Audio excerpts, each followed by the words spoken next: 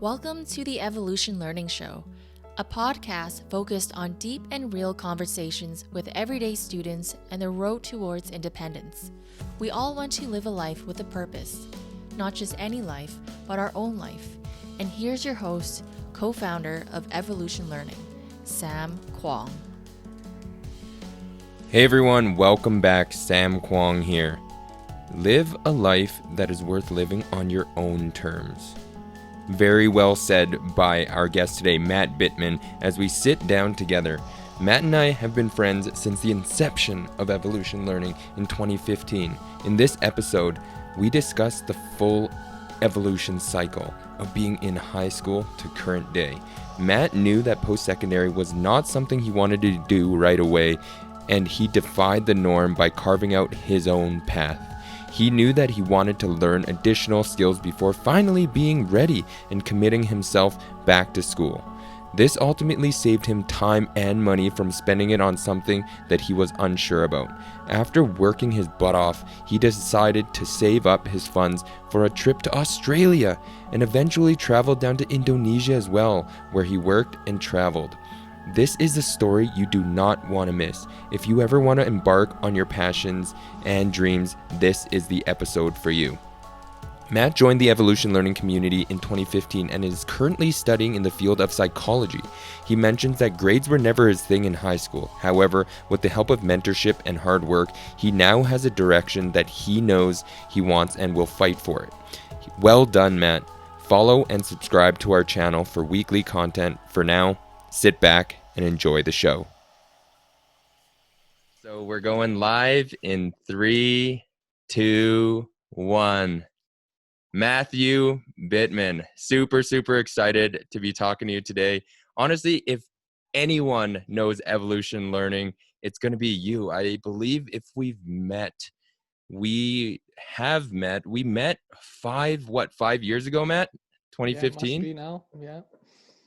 Dude, it's you went through the full journey of Evolution Learning, and I guess 5 years later you were one of our first 100 students. But I guess for the listeners out there, talk to us about who Matt Bittman, is, and where you're at now. Give us, catch us up, interests, hobbies, where we first met, all that good stuff. Yeah, awesome. Well, thank you for the wonderful introduction. Yeah, I'm Matthew Bittman. Currently a student at the University of Calgary.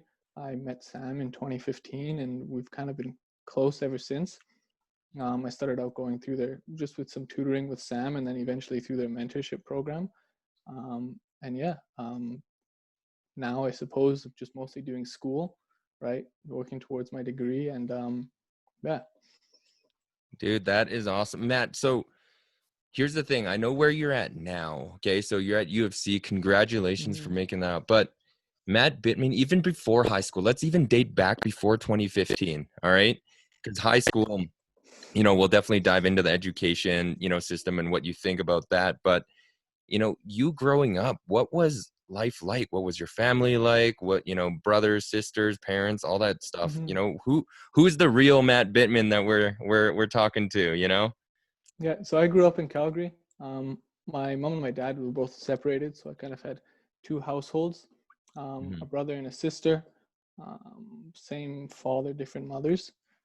But I mean, overall, I think I look back on my upbringing and I'm very grateful. I think I had a really good family, really good upbringing, lots of good memories and opportunities. Yeah, I mean, I think I owe a lot to my upbringing, right? Like I often think back on kind of my parents and their teachings and the experiences I had and the friends I had, and I think they all kind of really came together to make me who I am today. So, Dude, so I want to dive in here a little. And Matt, the reason why I want to dive in is because when you were explaining that, I felt like you were so positive about it all. And if I may ask you, you said your parents separated, and how old were you when they separated? I mean, for me, it was like they were never together. Like I was young, right? So, I mean, as far back as I can remember, they were separate. Yeah. So there So was like never 5 really years old. yeah, I mean, younger probably. I like Okay. late, So there was never really a point of separation that was like an impactful thing on my life. It was just from the beginning, that's how it was, right? Mm-hmm. Mm-hmm. So I mean, if that's how it always is, you're just used to that, right? Like Right. I don't really look back and think that it was really a big negative for me. You know what I mean?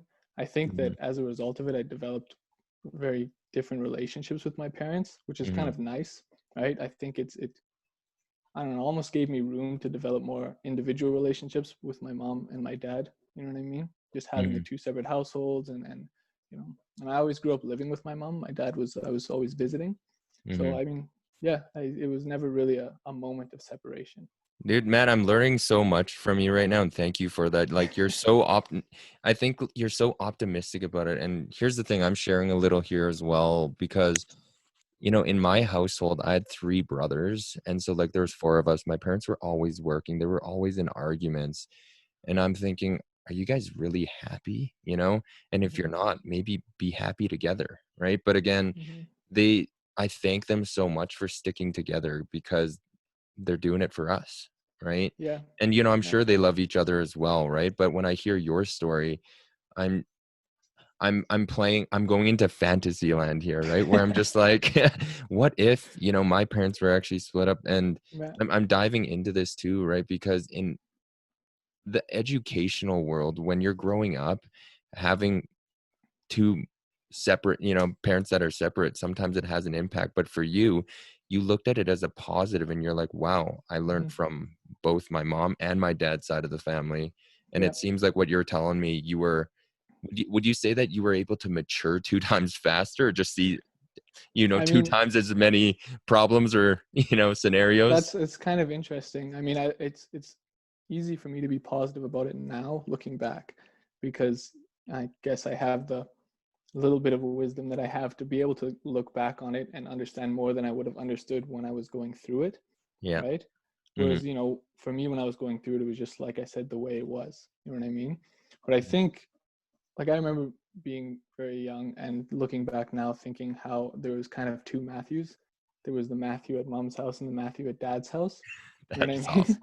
Because Yeah. it's like it's two completely different places and they have different expectations of you, and so it's like you're switching back and forth almost, right? Yeah. Which there's some like that kind of stuff can be stressful sometimes, but I think compared to a lot of other possible situations, I got pretty lucky with mine. So Hmm. and like you said with maturing, um, there's one thing about my dad is he always, as soon as I grew up a little bit, it was like to him I grew up a lot. You know what I mean? He always treated me very, very like kind of man to man, gave me a lot of responsibility and always wanted to know what I thought. And so it kind of forced me to kind of step into the role that he was kind of placing in front of me. And so that's one thing I'm really grateful to my dad for. Is Yeah. kind of treating me that way as I was growing up. The autonomy. So, okay, on your dad's side, this is great. Like on your dad's side, he gave you a lot of autonomy and, ensuring that, hey, if you're going to Mhm. learn things, go learn it yourself, right? And asking you for your opinion, correct? What Yeah, was, and I think. mhm. Oh, sorry. Go ahead. No, no, go ahead. Go ahead. I think another part of that was when you have that, like you would have the expectation of me to be mature, and Hmm. so a part of that is when you're not. There's I guess a bigger reaction. You know what I mean? And my dad was always a very stern person, right? Which He's is going to fine. spank you, right? But so in the times when I did, maybe act a little bit too immature, um, it was very obvious to me when I did that. He told me very obviously, and so I think that went into it as well, just kind of forcing me Hmm. to act a certain way. But Hmm. I think overall a good thing. Yeah. But go ahead with your question there. For sure. I was actually very intrigued. I actually wanted to ask, so mom and dad, what were the similarities and differences? Because I feel like, Matt, you're pretty witty here. You knew how to maneuver. You knew how they worked, and You you're gotta like, know oh, how to mom says maneuver. no, I'm gonna go ask dad. Yeah. Right? So how, describe the chemistry. Well, to me, it's like I don't know how they were ever together. They're so different. You know what I Mhm. mean? Like very, very, very different. Um, it's hard for me to imagine the chemistry. And I think that's also because like now it's been so long since they've been separated, so they're probably so much more different, and that's what's closest in my memory is who they are Mm, now. But yeah, I don't know. I don't even What know was the where to begin to chemistry? talk I about guess what was the chemistry. chemistry between you and your mom? Because I think you shared your dad a little, Yeah, how I that was think like. I think my What was the chemistry with you and your mom? I think she probably had a rougher time when I was young, just because I was always living with my mom, and so Mhm. she would always get the bad side and the good side.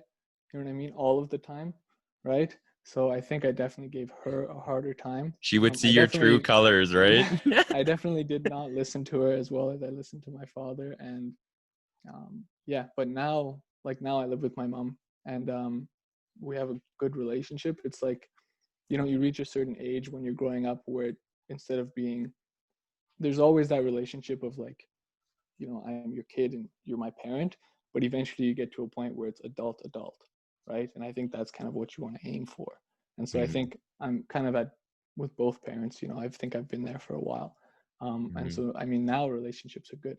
You know what I mean? mhm, My mom is very kind and thoughtful and sensitive, right? mhm, And my dad is very stubborn and stern and, you know straight mhm. line kind of guy, right? So Oh, for sure. Like I can't speak to your dad, but here's the thing, Matt. I met your mom in 2015 and before working with you, right? We would always have, a chat and I think something that I could say from the bottom of my heart is that she is someone that truly truly cares about you, right? With mm-hmm, everything, making sure that you have the support that you need. And I think that's it's you see it in a lot of mothers and I have the mm-hmm, utmost respect for mothers and the reason being is because they will not give up on you. yeah, And sure, you get the odd cases where you hear of the odd story where they do, but in most cases I find that a reflection of someone like your mother is what I think about in motherhood, right? Where it's like, hey, you mm-hmm, know what,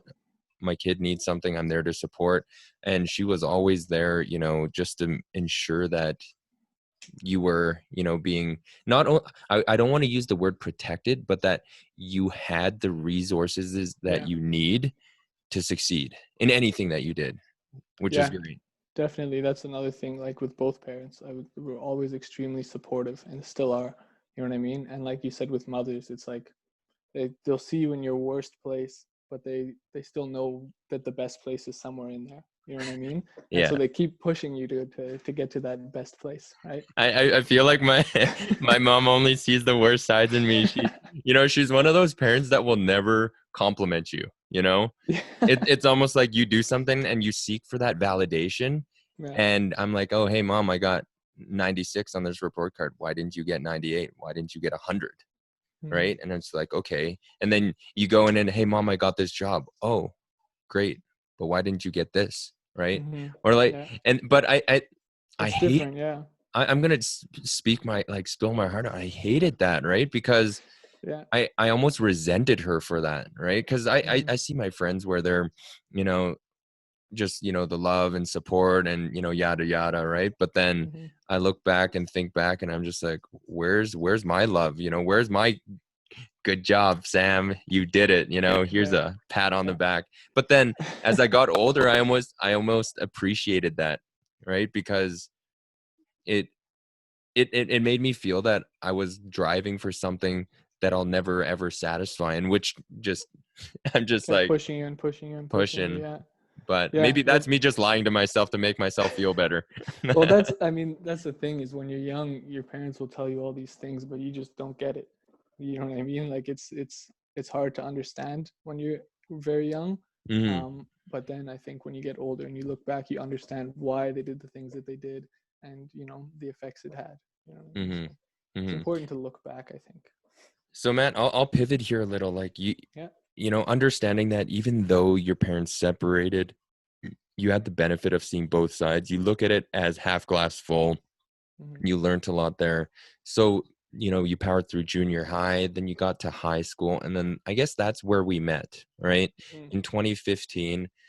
Now, high school, I would say, at least for me, it wasn't easy. It's tough. You're trying to make friends. You're trying to figure yourself out. You're trying to figure your direction out. You have all this homework and quadratic formula to worry about and the sciences, and then English, you're reading Macbeth and Hmm. all that good stuff, right? And at least in my perspective, there's a lot of things going on, but my question to you is, what do you think, and what were your biggest struggles that you would say in high school, or even any student that you see typically in high Mhm. school? What are some of the biggest things that give people stress and anxiety? Yeah, I think I'll start with me personally. When I went into grade 10, I went to a school where I didn't know anybody. And prior to that, I had gone to the same school since kindergarten where I knew everybody, right? So I never really had been forced in that way to just go in somewhere new and make friends. So grade 10 was a little bit rough for me. Hmm. I definitely didn't enjoy high school in grade 10. And I think just because of the social aspect, right? Like I didn't really have the skills to go in and make friends, right? Um, so that was, I think for in grade 10, that was definitely the hardest thing for me. And I think I kind of struggled with social skills, like, throughout high school. I think in grade 11, end of grade 11 and grade 12, I kind of started to get over that. But Hmm. I think something, and this is something that I experienced too, obviously, I think for most students, it's like you go into high school and there's all these expectations around you. And this is kind of like the first step towards what you may be doing in the future or who you're going to be. And it's a big place of development.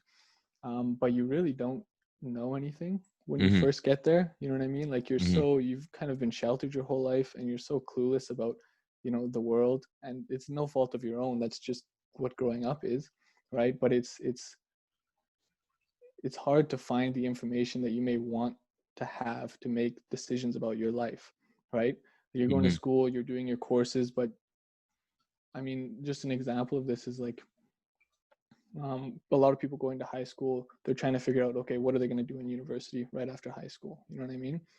um, but you have so little knowledge of all of the options that are out there, and you're so busy doing your work and socializing and all of these other things that you I don't think you ever really get the tools that you need to really make that decision, right? And that's something that I remember like talking to people all the time. You know what I mean? You ask them what they're going to do after high school, they tell you what they're going to do, what they're going to go take. You ask them why, and it's kind of just like, because like I have to take something, so why not this? You know what I mean? And so that was something that I struggled with going through high school and Hmm. that I saw a lot around me. But and then yeah, the social aspects as well. Hmm. So what I gathered there was a lot of people in high school, they don't really have a sense of direction, and that's no Hmm. fault of their own. It's No, I mean because it's like, not to insult high school students, but I think this is just kind of how it is you really like there's so much you don't know. I remember like I look back at myself in high school now and I think like I don't even know what I was doing. Like I feel like I was so silly back then. You know what I mean? hmm. Because you just know so little. You know what I mean? Hmm. But and go ahead. Sorry. No, no, this is very, very interesting, Matt, because it's easier to reflect, obviously, looking back. But and this is a big reason why I started evolution learning, where I'm like, why do we have to look back to learn about the mistakes where we Hmm. fell? Why can't we be at that position, look forward and plan for those next steps Hmm. so that we don't step in crap, Well, you you see, know? I think that's where something like a mentorship comes in. Right? I mean, I don't know if there's a way for you to, maybe if you're very lucky and you can see this kind of stuff when you're standing there, then maybe you can. But I think it's very difficult. And so that's where this kind of mentorship comes in. Somebody who's already done that can tell you the things that maybe you don't know. And I like my brother played a big part in that for me because he's like 10 years older than me, right? So Hmm. he had done this already a long time ago and he was way older than me. Yeah. And so he would often tell me, things that I maybe didn't know or didn't understand or didn't realize. And sometimes they sink in and sometimes they don't. But Yeah. for that Hmm. information to be there, right? Yeah. And here's the thing, Matt, correct me if I'm wrong here. You went through our tutoring program and you're studying, obviously for the grades to make sure you graduate through high school and prepare yourself for the next step, right? You also did our mentorship program as well. And correct me if I'm wrong here, as I mentioned earlier, but I see it feels as if you benefited more from the mentorship program because you wanted to have that direction so that you could set an Mm-hmm. aim and a target instead of where most people think, oh, get the right grades, get the right grades. And it's like, Mm-hmm. what for? And you don't really have a pinpoint to channel in your energy and efforts. Yeah, I think the tutoring for me, like it was, I was tutoring with you around the end of grade 10. Hmm. And grade 10, I really didn't apply myself very much in You high didn't care school. about it, right? Yeah, Yeah. I never really Mhm. had a huge issue with grades. I was always kind of like you know, kind of apply myself, do a average grades and then just get by. Like I never really cared too That's much why I about it. got So, so along right, with you, because so that's how I was in high school. I was yeah, just like floater. yeah. So the tutoring for me was really, I think at the end of grade 10, I was like, okay, I need to fix my marks. The year is almost over, right? So Hmm. it was like, Hmm. I needed help with that because I had just dug such a big hole for myself. Hmm. But I think the mentorship was more impactful because it was more what I was looking for. You know what I mean? Um, I could have, if I had applied myself the whole year, I could have gotten the grades that I needed. But the mentorship gave me things that I don't think I would have got elsewhere, or didn't have the opportunities to get elsewhere, and things that I was looking for. Um, skills and understanding and I guess the tools to kind of make decisions about where my life's going to go. You know what I Hmm. mean? Hmm. So for me, that was a big thing. And I mean, like a huge part of the mentorship program when I did it, we were looking at just finding jobs and learning how to craft a resume and a cover letter and that kind of Hmm. stuff. And that's just like, Hmm. fundamental life skills that you need. You know what I mean? Hmm. So it was a Hmm. lot of stuff like that and exploring options after high school and different things like that. Hmm. And I guess what we're getting into here, Matt, is like we were able to do that in a one-to-one setting, but I feel as if the school would never be able to do that in an effective way because it's a one-to-many system where it's one Mm-hmm. teacher, 30 to 40 students, and to have that tailored focus to each and every person because everyone wants to do different Yeah. things, you Yeah. I know? think I think there's kind of two issues with it in that environment. Like the one to one is like unbeatable. You can't beat a one to one because you Mhm. develop a relationship past the material, which comes into play in learning and teaching the material, right? So I mean, I don't think you can really beat that. But I also think that when you teach something in high school, there's a portion of the students who are really interested and care and are applying themselves, and then there's a portion of the students who, like me, are just like I do what I do to get by, right? And it's hard to get out of that and remotivate yourself if it's not in a one-to-one environment, Mhm. right? And then also, like you said, it's so individual, you know, and I think also people's learning needs are so individual, right? So I mean, like you can't beat the one-to-one. No, for sure. And I have a very strong opinion on this. A lot of people ask me and they're like, "Hey Sam, why don't you start a classroom? Why don't you do this? Why don't you do that? You're growing so much slower." And I'm like, if you're counting me by my growth, by the number of students because I'm doing one-to-one, sure. Say it that I'm growing slower there, right? But my one-to-one level of happiness and satisfaction is through the roof. And the reason why is because, and as I'm thinking out loud here, I'm curious as to what listeners think. Do they prefer one-to-one or group? I'm in favor of the one-to-one, and I'm really trying to build a one-to-one classroom all over the world because think a case in point here is, Matt, think of our conversation right now. It's Mhm. one-to-one. I'm very alert with the things you're saying, and hopefully you're very alert to what I'm saying, correct? Mhm. Yeah, of course. If we had four more people, not 30, okay? Let's not think of a classroom of 30 right now. If we even just had Yeah, four more people, okay, scrap it, not four, two more people into this conversation, Mhm. do you think we would be having the same dialogue? Yeah. It's I wouldn't be telling you about my mom, you yeah, know? exactly. Like I There's don't want four other people to know about my mom, you know? Yeah, there's a very specific one-to-one interaction it's Yeah. unique. You know what I mean? And I think I mean I don't think it's necessarily impossible to have. Maybe if you have a group of four very close friends, you can have something similar. But it's never the same, and it's even very very difficult to get to that point. You For know what sure. I Hey, mean? if I had four of my best high school friends, we'd be Yeah, dicking around. We yeah. wouldn't You, even be you wouldn't be talking. focused, right? Yeah. And No, so, yeah. yeah, I'm very curious, one-to-one or group, but I guess that's kind of where I'm I going mean it's through. hard. I mean there's issues like one-to-one is I think one-to-one is better for some things. You know what I mean? Maybe it's better for all learning, but there's some Hmm. things that it's not really going to be an option. You know what I mean? Like you're not going to go to high school and every class is going to be one-to-one. It's just not like it just can't happen. You know what I mean? There's not enough teachers or time, right? But Hmm. that's like something like this, you know what I mean, where you can kind of hone in on specific things, then Oh, for it sure. works. And I don't think it's a one size fits all by any means, right? But what I do think is when, excuse me, when students get to a certain point in high school, They should have one-to-one support, for Yeah. where they want to help them prepare for what's ahead after high school. And the reason why I say that is because in most high schools, there's one guidance counselor to thousands of students, Mm-hmm. right? And they just sometimes hand you things out, and it's no fault of their own. They're put into a system that doesn't work, right? Mm-hmm. If you want to have a 30, let's just say 30 minutes, right? Obviously it takes more than just 30 minutes to help a student decide what they're going to do for, the rest of their future.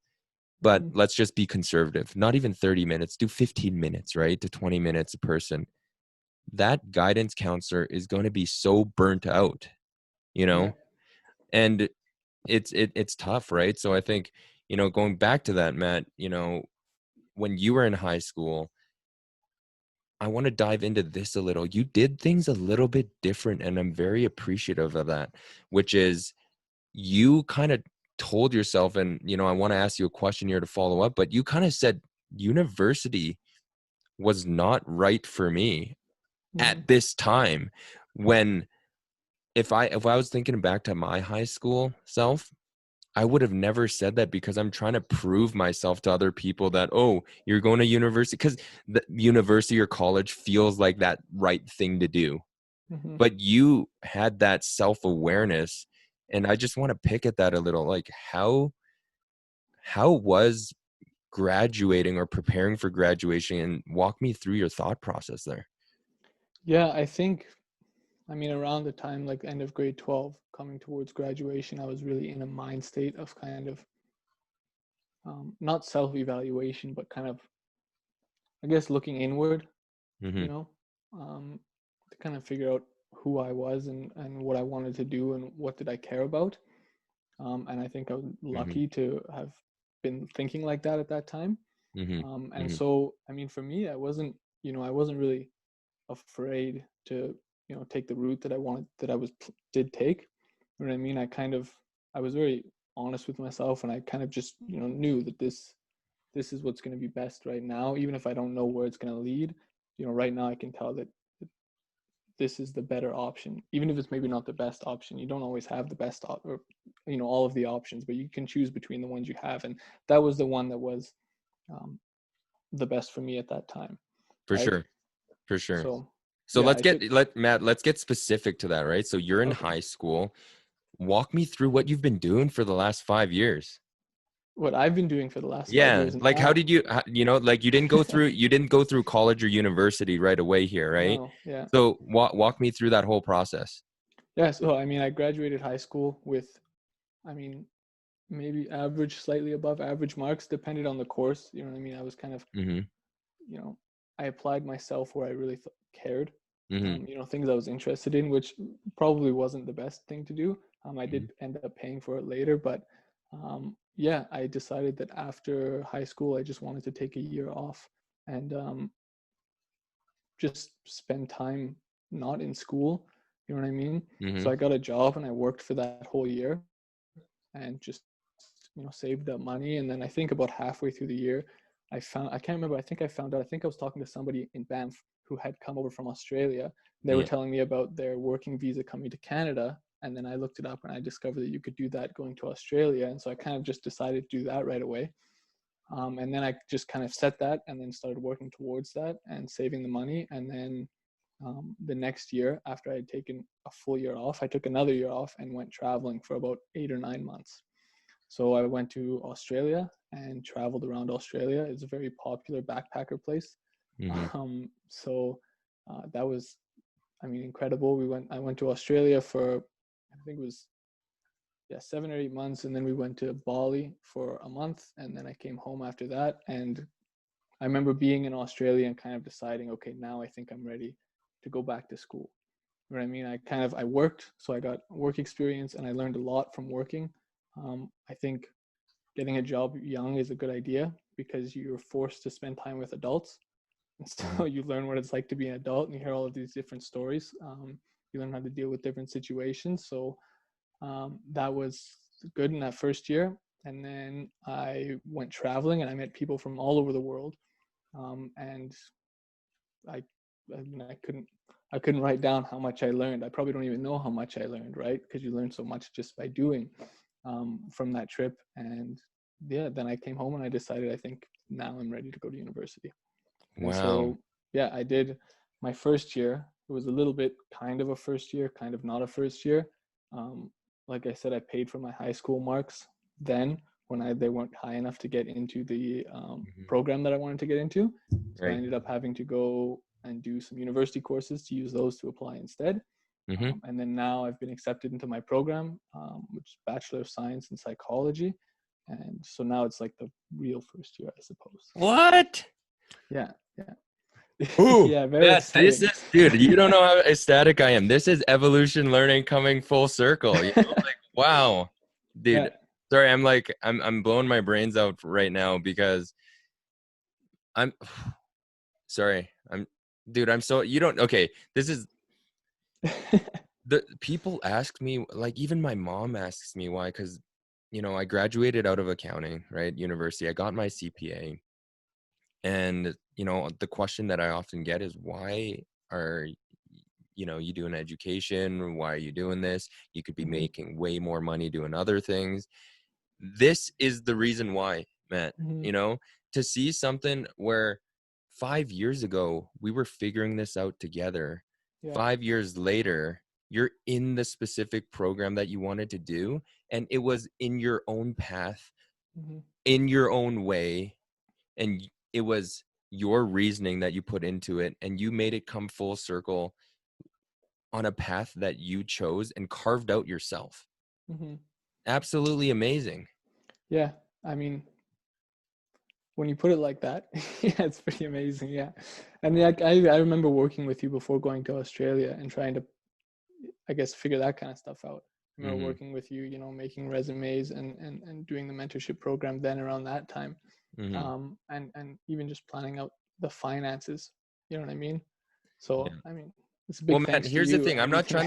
Here's the thing. I'm not trying to put you on a pedestal. I'm not even trying to Yeah, like I mean, sell the it's mentorship course or any of that. I don't even care about any of that right now. mhm, What I care about is the fact that you did something where you did not conform to the pressures in society of, you know, other people, other people's judgments and thoughts, and you put a plan that worked and fit for you, and you went around and you actually finished it in the way you wanted to, and mhm, you ended up in the same place, and now you're in a place where you're studying and putting money into a program that you know you enjoy and like.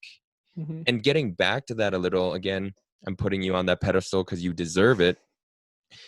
You decided to work for your money to travel, correct? mhm, yeah, So you learned what it was like to earn a dollar, spend a dollar, and pay for your own things where you don't typically get in school.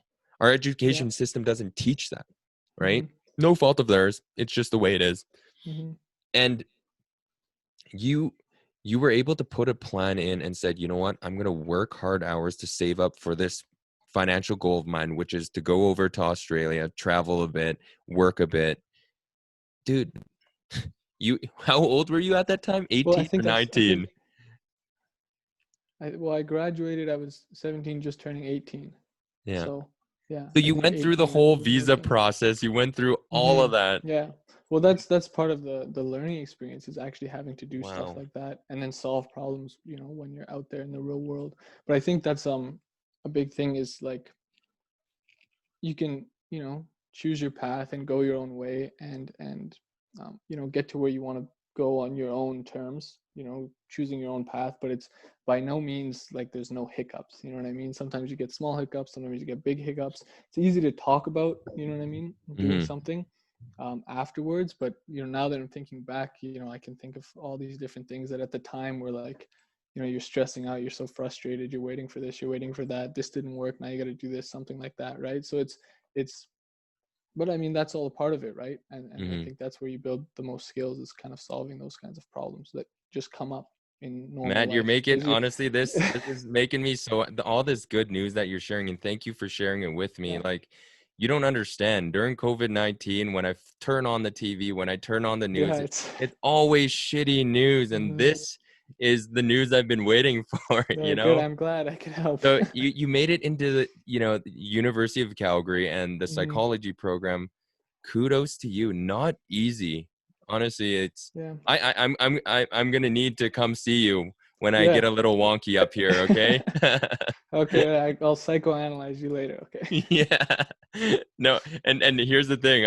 I'll need to come to you for consultation. And this is Yeah. what I love, Matt, where I say evolution learning coming full circle around, because I Hmm. really believe in this aspect of, yes, there's tutoring and there's mentorship, but I also believe that there's reverse mentorship as well. And what I mean by that is I don't believe in ageism at all. You know, when people ask and say, "Oh, hey, how old are you?" Right? And I'm just Hmm. like, "Hey, what does age matter?" You can tell someone's age by the way they converse with you, Yeah. Yeah. right? And you were able to do that at, the age that you were at. And that's why that's never Hmm. a question I like to ask. But the point that I'm trying to get to here is that I really hope one day that I can actually, when you finish through that program, and even now, that you can share some of those insights. Because when I through work with high school students and students of all ages and kinds, I feel as if I'm learning more than they are.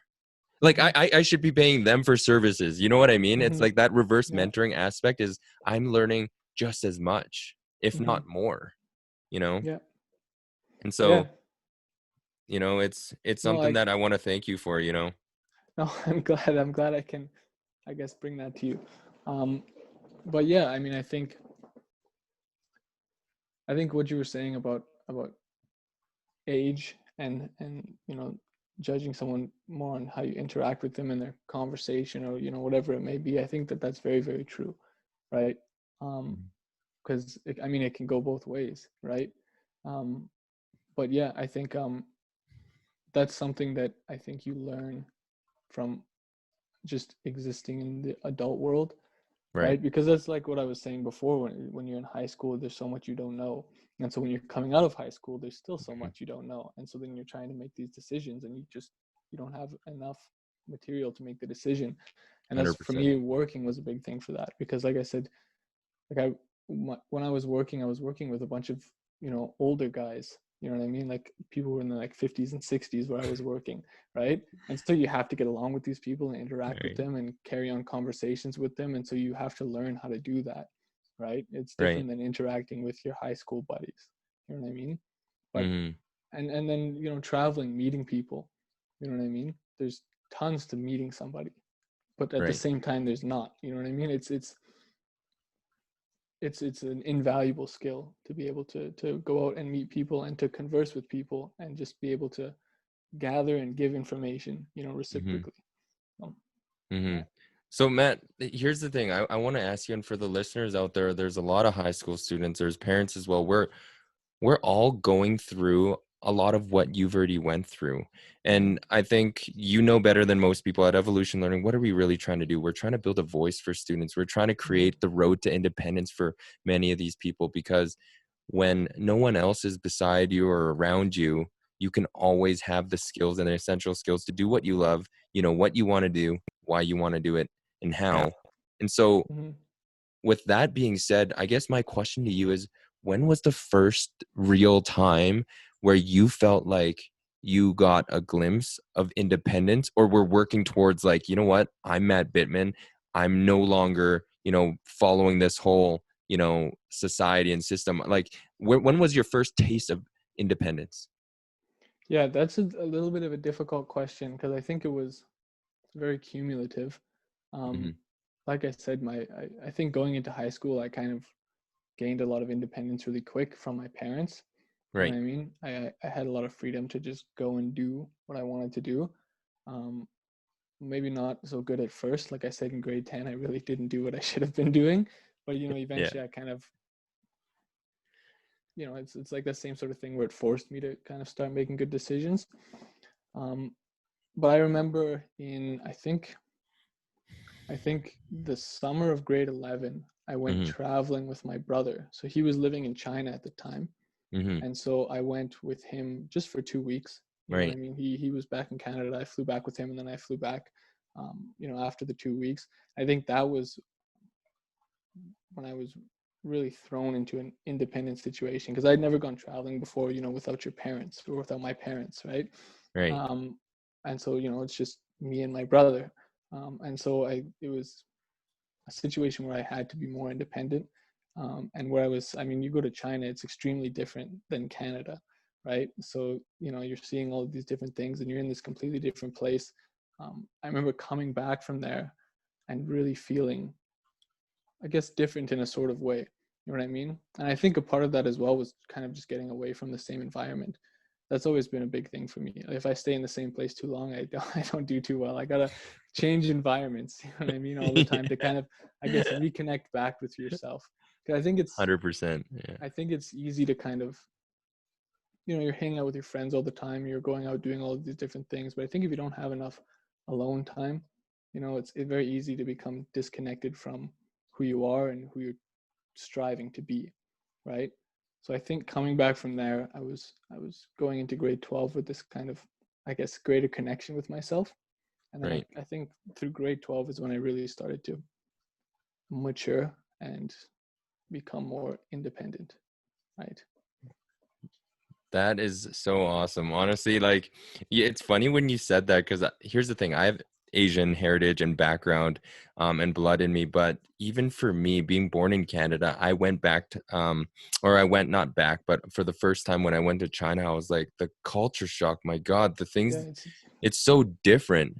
Not, don't even think about food, shelter, and clothing. Just think about getting into the airport and being like, how do I get out of this place? yeah, exactly, right? You know? Yeah. Well, that's I think, I mean, Back I then, love all I knew was traveling. ni hao, and then that was I it. mean, like, personally, I love traveling, but I Right. recommend traveling to anybody. It's uh, you learn so much, and I think it's easy to get caught up in thinking the world just works how you know it works, and then you Hmm. travel and you realize there's all of these people who live very differently from you, Right. and their world just works differently, in some ways, and it gives you perspective. You know what I mean? Um, Hmm. the world is a lot bigger than just what's going on around you. Right? Hmm. And Well, I I pick think your that's brain here a important. little, because here's the thing, Matt. I always hear that when people say, "Oh, you should travel," right? As some of the comments, and again, I'm playing devil's advocate here, right? Is like, "Oh, it's easy for you to say, right? You got, this and that, or you got this opportunity, or you have Hmm. bags of money, right?" But I guess I'm asking you the question, and I don't want to spoil this, but you did this all, but you were working, and you Hmm. you kind of did this. So what is I your, mean, I guess, what is your response to people that say, "Oh, you can travel because you had it handed to you"? mhm. Well, Right. I mean, I'll be honest. First off, in a way, I did have a lot of travel opportunities when I was younger, Hmm. and so that I think that obviously played into me really liking to travel. Right. The Australia adventure was, I think, pr- the first big travel undertaking that I took myself. Hmm. Um, but I mean, it's not impossible. You know what I mean? And I know people have all kinds of different situations, and I'm sure there's situations out there where it's extremely difficult. You know what I mean? And maybe it's not Hmm. even possible. But I mean, even I think that you can. This kind of goes back to what I was saying about working. Um, Even just going out and speaking to people, you get that same sort of understanding and perspective about the world, because the world is a very, very different place, but individuals' worlds are also very, very different places.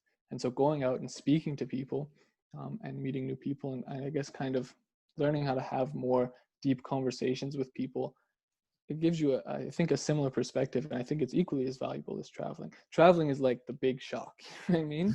But I think you can get a lot the other way too. And for the Hmm. people who it's are in a situation where they can travel, I think that if you have the opportunity, it's great. And if you have to work towards it for a year, it's worth it afterwards.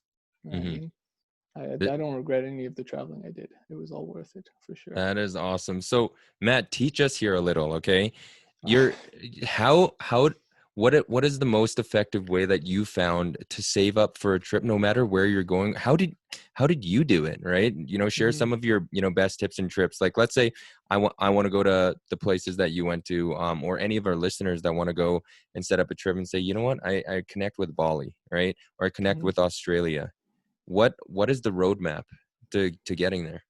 Yeah, I mean, as far as working goes, I mean, you have to work and save up money. I think you really have to put your head down if you're going to save a lot of money. And if you've never done it before, it's difficult.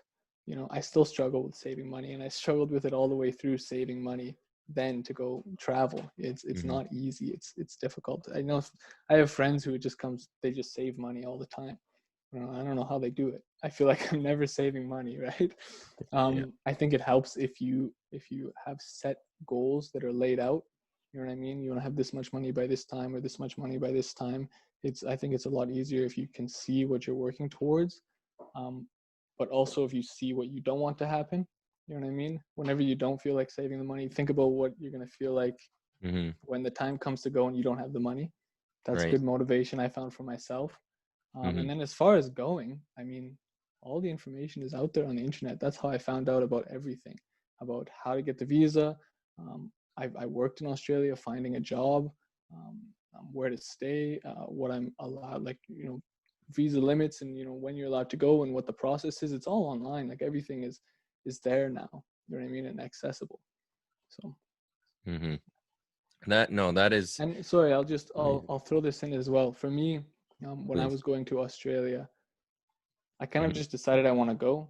I listened to some other people who had went on YouTube and listened to what they did and kind of had a rough idea of what I wanted to do. Right. And then I went, and I didn't really have a solid plan. For some people like that, some people don't like that. For me, that's more what I wanted. And I mean, when I was there, I definitely could have done it better. I could have traveled the coast in a more efficient way, but I just kind of made the decisions as I was there. I didn't decide to go to Bali until I was,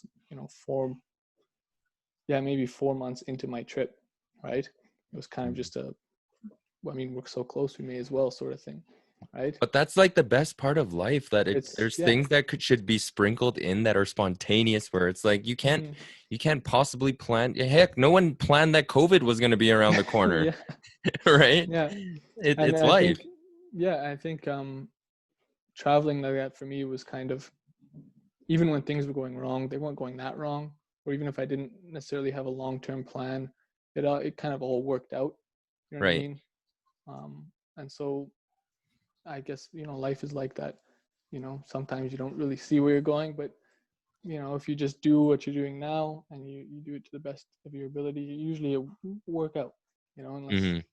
No, I always like to say that life is a series of projects and problems, and if they weren't there, it wouldn't be life. And as the problems or projects come and fall on your lap, you get to choose if you want to invest the time and resources into that project, or you say, no, I don't want this, right? But if you do choose to invest your time and skills into that specific project, you will then be benefited with the skills and rewards that come from that, right? And so I think the fact that you actually just did that, and it's better, at least in my opinion, it's better to do those things well before you're 30, 40. And it doesn't even matter if you do it at 50. Honestly, age doesn't even matter at this point, right? It's that you just go and try it. And what's the worst thing that can happen? You come back. Yeah, right? Exactly. There's always, you just come back. Yeah. But so I mean, like, I guess one more question on this topic, like, what made you decide? Because I think for me, the hardest thing is pressing purchase to buy that ticket, that round trip or that single trip ticket, where you're like, because that solidifies your plan, where you're like, oh, I'm freaking doing this. What got you to that tipping point? I guess it was just time. You know what I mean? I had the visa and the money and everything like that. I don't even know if I had the money at that point. I think I might have bought the ticket before I knew if I was planning on having enough money. But yeah, I remember buying the ticket and being very excited when I bought the ticket, because it's like, okay, now it's for real. You know what I mean? Yeah. And then I think the airport is where the most excitement comes. I mean, when you go into the security line and you're not going back out those doors, you know what I mean? That's when all the excitement really comes, and nervousness and all that kind of stuff. Yeah. My favorite part is when I land to the other side. Yeah. You don't know a single person. When you walk out of the boarding gate, and there's all these people with signs. I always walk out and I'm like, hey, and there's people waving, and no one's actually waving at me, but it makes me feel like I'm welcome. It's crazy. I'm gonna have Yeah. to see you for this because you're gonna have to do your psychoanalysis on me as well. Yeah. But yeah, I do that from time to time when I walk out of the gate, just to feel like this world welcomes me, but no one's on Mhm. the other side waving at me. Yeah. Well, Try maybe it there out. is. I mean, I'll do that one next time and see how it Yeah. works. Yeah. So Matt, I guess here's the thing. Before we wrap up today, there's two more questions that I typically like to ask. And one is that, before I ask this question, it's a bittersweet moment. I know we're going to be ending soon here, but you've shared a lot about your successes, and I just want to get this off my chest. I am truly grateful to have met you 5 years ago and to see all of your accomplishments to date. You get, even circling back, you went through, to summarize here, you went through high school. It was difficult. A high school where you didn't really know anyone. You Mhm. powered through that. You worked hard. You decided that, hey, school wasn't really right for you for now. Continuing education or post-secondary wasn't right for you. Kudos to being able to say that. And you said, you know what, I want a part-time job and learn, some of those experiences and work for what I have. Mhm. Then you actually circled back and said, okay, I'm going to do my research myself, channel in, do a bit of traveling. And that's where you decided, you know what, these are the experiences that I want to invest my early 20s and teens in, or late teens, early 20s into. And that's where you got yourself to saying, you know what, now that I've come back from all this travel, working abroad, and coming back and saying, you know what, university is right for me now. You've now made it into one of, and in Alberta, one of the best schools for the psychology program. Mhm. Right. And so I guess my question to that is, what is next for Matt Bittman? Um, right now I'm just chugging away at school mostly. Um, yeah, I'm working towards the bachelor's degree in psychology. After that is kind of up in the air, kind of not. I think I have like some kind of broad long-term plan in my head, but it's not solidified, and I don't think it should be. You know what I mean? I think I set the goals for now, and then when I get there, I'll be able to make the decision when I come to it. So right now, just make sure I do good in school and working towards the degree. So Yeah. yeah, yeah. Aren't you so much happier knowing that you're taking something? Do you feel a difference? Like, in high school, you're told, hey, do well in math, science, all these subjects, right? Versus what you're doing now. Would you, I'm curious to hear your thoughts on this. Would you say that you're more focused knowing that this is your direction, and every Mhm. dollar that you've put in to university, because university is not cheap as well, right? So Yeah. we all want to choose the right thing, but do you feel like you have this target and where you're studying now willingly, knowing that you want to put the time and energy because you chose it yourself versus, Yeah. I it think was being delivered to you? yeah, 100%. I think that's probably one of the biggest things I got from taking time off was, I had more time to kind of ask myself the questions, what do I actually want to do? Who do I want to be? Where do I want to go? What do I care about? And then make the decision based on that. And, Hmm. those were things I didn't have answers to right away in Hmm. high school as far as choosing a career or a pursuit in school. So taking that time off for me, that's where I figured that kind of stuff out. And um, when I came back from traveling and I decided I wanted to go to university, I was very confident with my decision. I knew it Hmm. was the decision I wanted. You know what I mean? I knew I was willing to put the money and the time towards it. And um, yeah, I think because of that, I'm more motivated. And I think I'm also more motivated because I have more, like, I have a bigger understanding of the different options out there. You know what I mean? So that pushes you as well. But I think that's probably the biggest thing is just, I guess, getting to know yourself and then, being able to make the decision with that knowledge. Self-awareness. It's yeah. It's super, super important. Hmm. So, Matt, last question for you. Everyone defines this word differently. I want to ask you what your definition is. So, the word success, when I say that, what is Matt Bittman's definition of success? I think I mean, it's a tricky question. What's your definition of success? Um, I think that if you're pursuing something meaningful, that's meaningful to you, Mm-hmm. and you're putting everything you have into that, then I think for me, that's a sort of success. I think that you get a lot of value out of pursuing something meaningful, and a lot of happiness out of pursuing something meaningful, you know. And so I think that if you can get to know yourself and find something that Mm-hmm. to you is meaningful, you know what I mean, that you want to work towards and devote yourself to in some way, whether it's a big way or a small way, I think that that's Mm-hmm. success in a way. Mm-hmm, for Yeah. sure. So peel that one layer back. The One word layer meaning, back. the word meaningful, right? To you, how would you define that? What is meaningful to you? I think it's a very personal thing. um,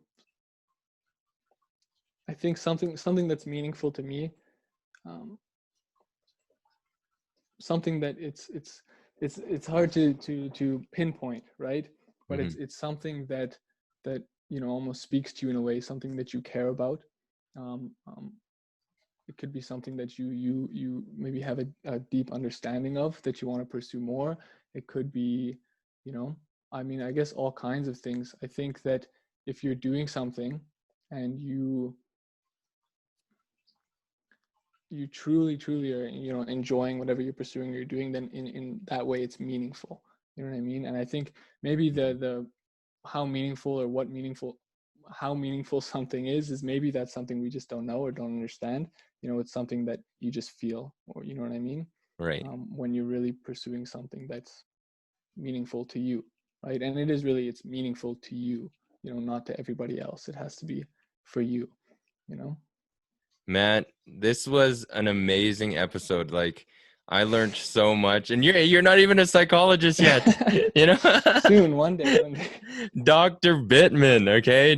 No, Matt, I've You said this can't you once. can't I'm put gonna me say it too much again. on this pedestal. No, I'm taking you off right now. Yeah, Everything take you me know, I off, gave you, please. okay? Everything you know. No, I'm kidding. Exactly. Yeah. Is that what you wanted to hear? Yes. Everything? No, it's a two-way street, Matt. But No, I, yeah. And I mean, I don't want to come across as some, you know-it-all success story. You know what I Mhm. mean? But I guess these are just kind of the things that I think I've learned so far. But Matt, you've You know also what I mean? you didn't get it handed to you though, right? You paid the price of doing things wrong. Hmm. For I example, you didn't care about school. You had to repeat it and do the upgrading classes that you were talking about in university. mhm, yeah. You could have said no, I don't want to put in the hard work, and then just said, you know what, I'm just gonna continue living the life I am, right? But Hmm. I guess that's why when I talk highly about your success story here, it's because you earned it. That's the difference, Hmm. right? You earned, you know, like let's say the Ferrari, right? When kids are driving, you sometimes you see 19-year-olds driving Ferraris, and you clearly know, like, uh, Hmm. doubt it, right? But you earned the spot at the psychology Hmm. program, right? You earned what you have. You earned your trip. Hmm. You And put in the time. I think that's like the meaningful pursuit I was just talking about. You know, the satisfaction when you earn something is it's the best. You can't beat it. You know what I mean? Especially when it's something that you decided to go out and pursue. You know. My Matt Bittman, that is the mic drop there. Thank you so much for an amazing episode. I've said it once, I'll say it again. I'm very happy for all of your success. I'm so happy that your parents were always there to Thank you. support you as well. Like, you have a pretty good Hmm. support system, but anytime you need anything, you're a brother to me. I really Of hope you know course. that. And Yeah. so No, I feel the same. you're the older I'm very brother now, grateful for our okay? relationship. I'm I'm the the older younger brother. brother. I love you, man. Thank you so Yeah, much. love you too. Thank Take you. care, buddy. Until the Bye-bye. next time. Bye. Thank you for tuning in to another episode on the Evolution Learning Show. If you enjoyed this episode, please feel free to like and share this episode with your network or subscribe to the channel. You can also find out more about us on www.evolutionlearning.org. See you in our next episode, and until next time, take care of yourself and each other.